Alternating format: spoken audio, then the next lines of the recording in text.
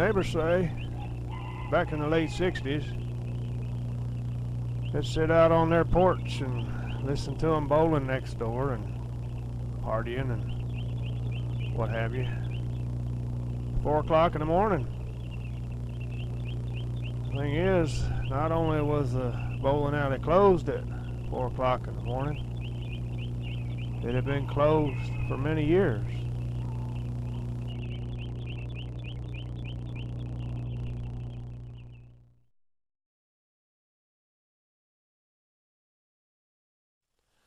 During the 19th century, Germans settled in many locations throughout south central Texas.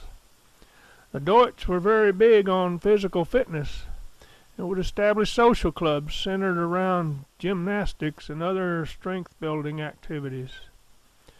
Many of these immigrants sided with the Yankees during the War of Northern Aggression. This led to deadly battles between Unionists and Confederates who were once neighbors and friends. When Granny Lee surrendered and the dust settled, the Deutsch and the rest of us were playing nice again. Later in time, the area took on a wild west patina, and legend has it gunfights would break out willy-nilly over women and card games and whatnot. Bullets flew and nooses noosed, and Deadwood came to Texas. So the fitness-obsessed Germans brought bowling to their gathering halls. While the attire is similar, this was not your brother-in-law's game. Instead of 10 pins and finger holes, they used 9 pins that looked amazingly like milk bottles, and their balls were smaller. Rules for 9 pins were such that a game could last hours or even days. Gambling became rampant at these venues. The stress over lost bets combined with fatigue from week-long matches resulted in hostility and bad behavior. Add to that lingering resentment over the war, and the tension became palpable, so that much blood was spilled and many a life was lost between these gutters and ball returns. This carnage and other ravages only gambling can bring got so out of hand, apparently, that 9-pin bowling was outlawed in every state in the U.S., except Texas. This remains true unto this day, and many 9-pin alleys can still be found in the Tri-County area. Well, good warm beer and German chocolate cake has healed many a rift, so soon the Deutsch and the rest of us rushed together back to the foul lines, but not beyond, because that would be cheating. Aside from occasional periods of flesh and blood vacancy, I know firsthand that premeditated bowling occurred on these premises well into the 2000s, as did excessive imbibing and unrestrained music appreciation. The squeeze boxes only recently went quiet within these grizzled walls. Did such volatile and violent times give rise to the hordes of spooks that yet inhabit this venerable structure? Silence and empty kegs were not reason enough for the multitude of specters to vacate this fitness factory. As you will soon see, the merriment, as it were, continues night and day.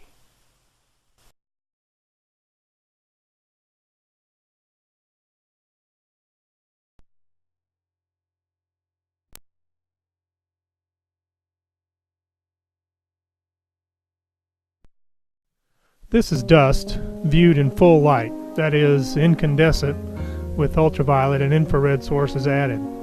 It's hard to see, and it's pretty hard to catch in a freeze frame. These scenes show dust in a breeze pretty well stirred up. In predominantly infrared light, it is almost undetectable.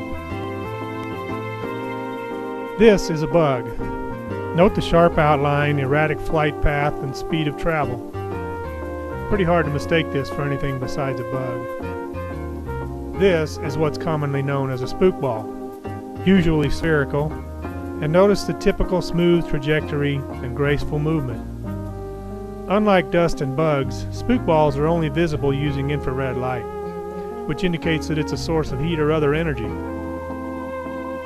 Dust, bugs, and spook balls all exist in the same air, and spook balls can and will drift alongside dust in the breeze.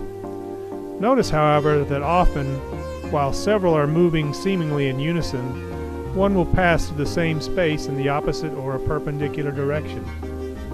Dust can't do that.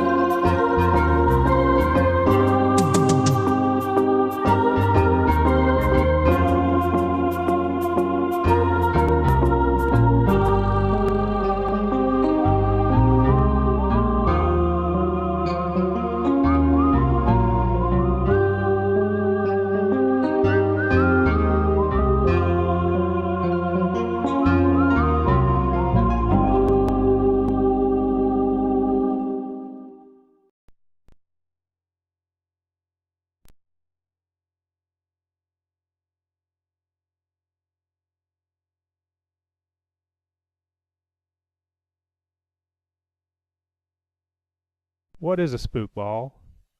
Some say it's the essence or energy remaining when a person dies. Perhaps his soul, the aura surrounding and containing the core, the life force that once controlled flesh, blood, and bone. I don't pretend to know. What I do know is they are all around. They are normal, not paranormal. They are natural, not supernatural. Are they human souls or a being all to themselves? Is this all they ever were, or are they simply in transition? From where to where?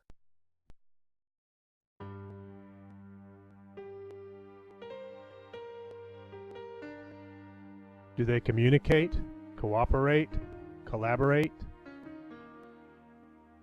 Do they interact with other beings?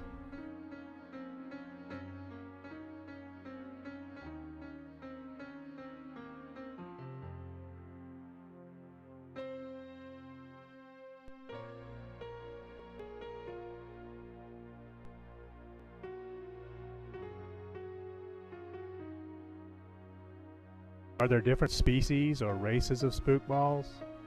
Some of those you're about to see suggest some such differences, perhaps stages of transition.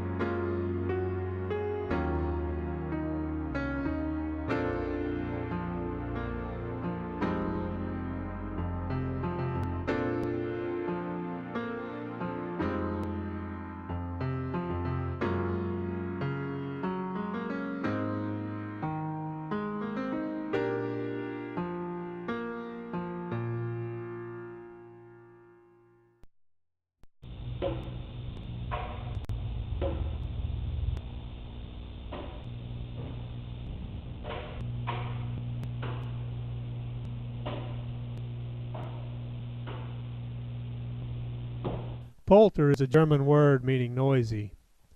Polterspooks are noisy, ornery, and often mischievous. They are not only blamed for making a ruckus, mostly at night, but also for moving things around to where they don't belong, or hiding things like bottle openers, flatware, car keys, sometimes even my car.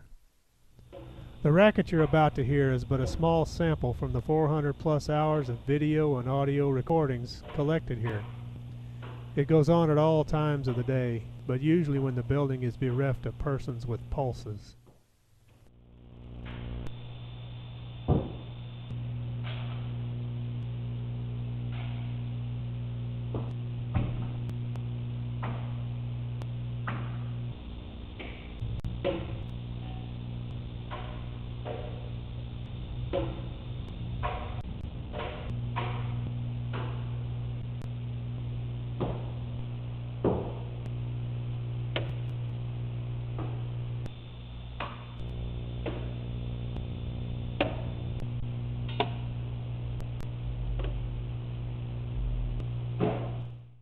Listen carefully to this series of noises.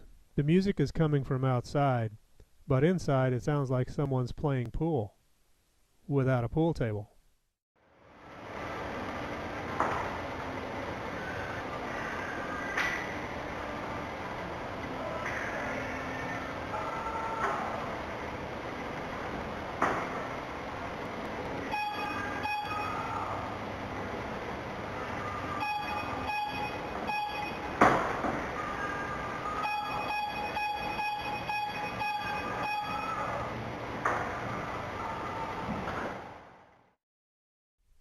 While we were setting up for this investigation, the polter spook was messing with the flashlight.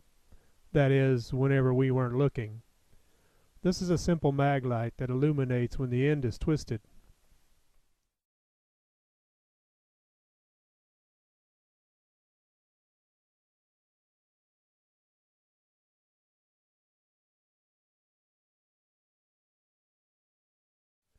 Oh looky, now he's learned to set off the spook detector. That indicates a shift in the surrounding magnetic field.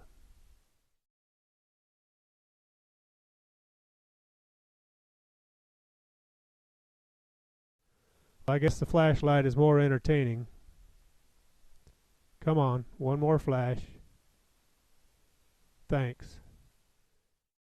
Here's a few polter spook balls setting off the spook detector.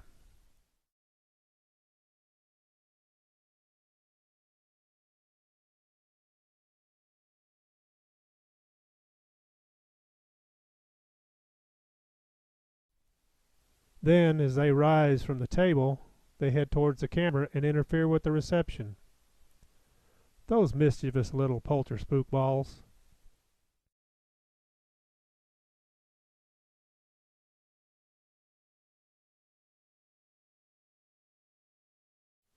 After long hours of poltering, the spooks are ready to call it a night. So about 11:40, they push the door open and leave. All is quiet until the next afternoon.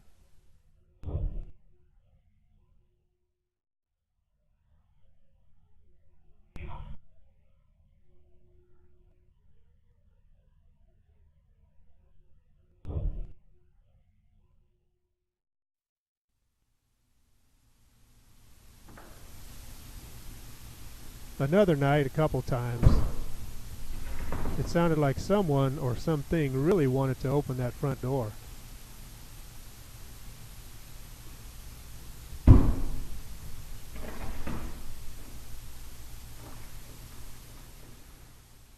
At least once, they succeeded.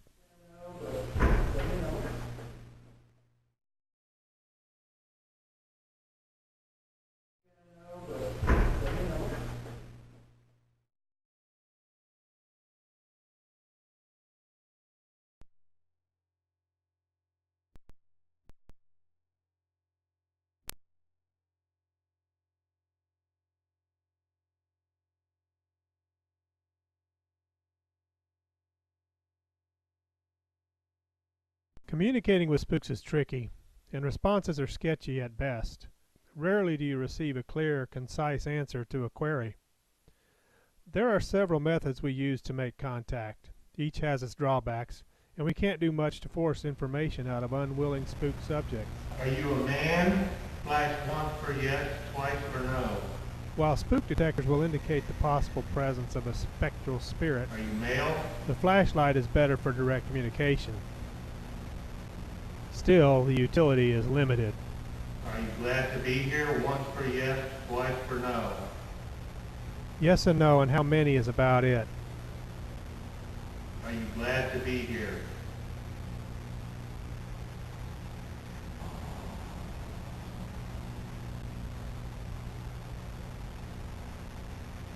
When they feel like humoring us.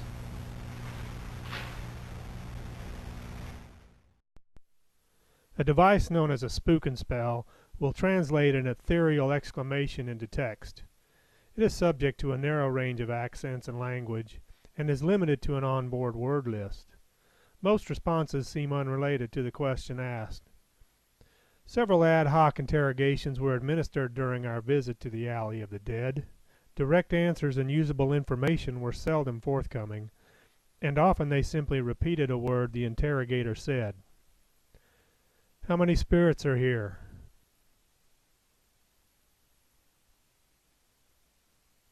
Shall we move on to the next question?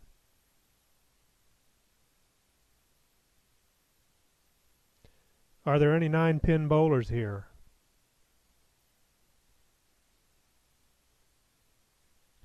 A few names were given by the spooks: Don, Nick, Veronica, Ann. Don's name came up several times regarding gymnastics, soldiers, and the Civil War, but no specifics could be gleaned. Ann seemed to really want to make contact. Ann, repeat your name. Are you male or female? Ann, what did you do here?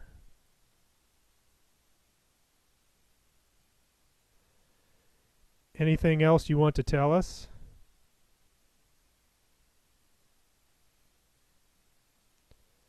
After a few non-responses, I said, Ann, say whatever else you wish to say. No progress from that point. The last question we asked using the spook and spell was, is there anyone here who can light the flashlight? There's always a smart ass in the crowd. Actual voice recordings are the most rewarding, though even those rarely cast much light through the veil. These voices are usually only audible during file playback, and are often hidden within the sound of our own voices. Preparing to interrogate the unseen crowd, the detective said, This is it. This is it.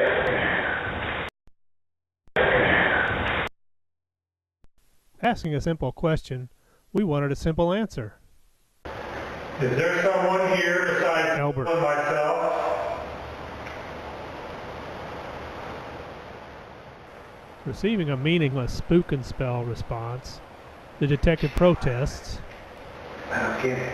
It's not an answer. Give me an answer. I don't get it. It's not an answer. Give me an answer.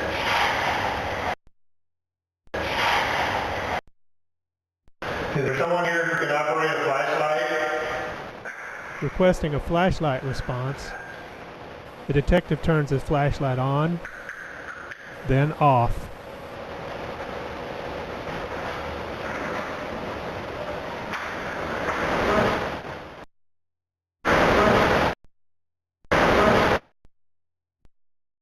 The most intriguing voice recording occurred one afternoon while a detective was in the room listening to audio from the previous day.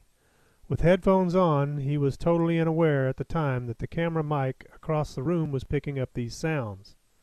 It starts out with a strange metallic banging, accompanied by an audio phase shift. Then we hear, followed about 40 seconds later by, phase shift and banging eventually fade away into the normal background hum. How rude.